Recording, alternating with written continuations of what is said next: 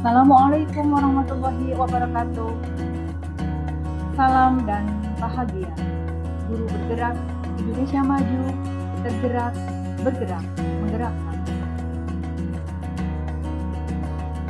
Saya Nani, calon guru penggerak angkatan ke-7, sharing dengan tugas 1.1A8, koneksi antar materi, kesimpulan dan refleksi, modul 1.1. Konsep Merdeka Belajar menurut Ki Hajar Dewantara. Menurut Ki Hajar Dewantara, mendidik dan mengajar adalah proses memanusiakan manusia, sehingga harus memerdekakan manusia dan segala bentuk kehidupan, baik secara fisik, mental, jasmani, dan rohani. Pendidikan adalah tempat persemaian benih-benih kebudayaan dalam bermasyarakat.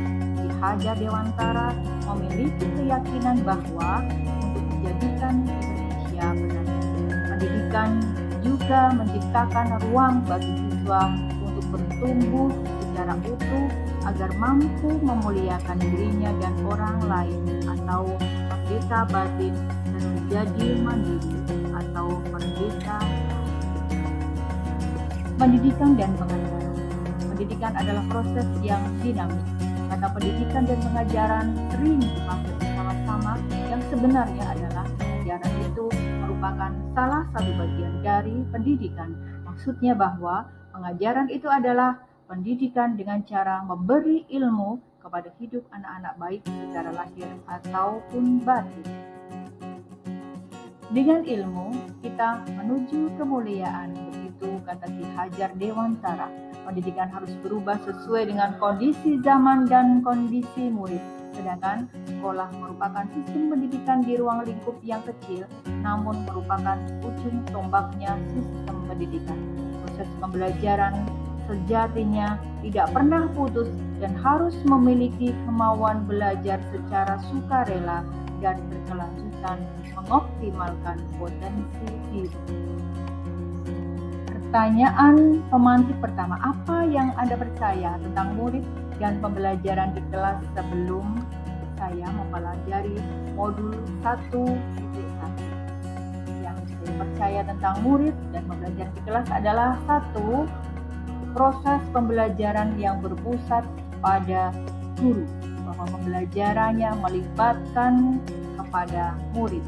Kemudian berkurangnya pemahaman mengenai karakteristik yang dimiliki oleh setiap siswa, karena setiap siswa mempunyai karakteristik yang berbeda-beda. Selanjutnya adalah rendahnya motivasi siswa sehingga pasif dalam pembelajaran. Dan satu lagi adalah masih mengutamakan perkembangan aspek kognitif saja dengan berfokus pada capaian KKM. Pertanyaan pemantik kedua, apa yang berubah dari pemikiran atau perilaku saya setelah mempelajari modul ini? Setelah mempelajari modul ini, pemikiran yang berubah dari saya adalah pembelajaran sebenarnya harus berpusat pada siswa yang selalu melibatkan murid. Guru hanya sebagai fasilitator atau hanya untuk menuntun atau yang dinamakan sebagai pamong. Berikutnya, kita bisa memahami perbedaan karakteristik siswa yang nanti akan dipraktekkan dalam pembelajaran berdiferensiasi sesuai dengan minat dan bakat siswa. Berikutnya adalah setelah mempelajari modul ini, yang harus berubah dari pemikiran saya adalah terdapat banyaknya sumber belajar sehingga tidak terfokus pada guru saja. Selanjutnya, setelah saya mempelajari modul 1.1 ini, perilaku yang harus saya ubah adalah bagaimana menciptakan pembelajaran yang menarik dan tidak monoton, pembelajaran yang menyenangkan, menjadikan murid-murid selamat dan bahagia.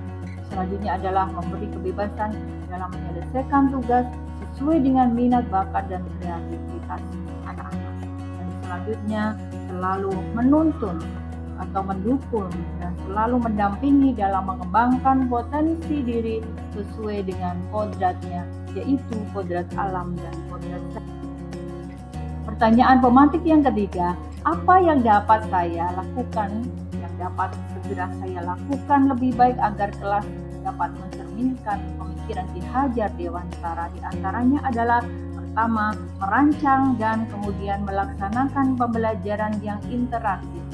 Berikutnya, bisa menerapkan dan menjalankan konsep merdeka belajar, mengutamakan aspek budi pekerti dalam pembelajaran, didukung juga dengan menerapkan pembelajaran yang menuntun, bukan menuntut. Berikutnya adalah pembelajaran yang diberikan sesuai dengan kodrat dan jam. Bisa disimpulkan bahwa dari pembelajaran modul 1.1 artinya bahwa pembelajarannya selalu melibatkan murid atau pembelajaran berpusat pada siswa, dan pendidikan yang baik adalah pendidikan yang menuntun, bukan menuntut. Dan selanjutnya, pembelajaran dapat dilakukan dengan bertumpu pada berbagai sumber ajar dan pada akhirnya bisa menanamkan budi pekerti yang baik kepada siswa atau murid.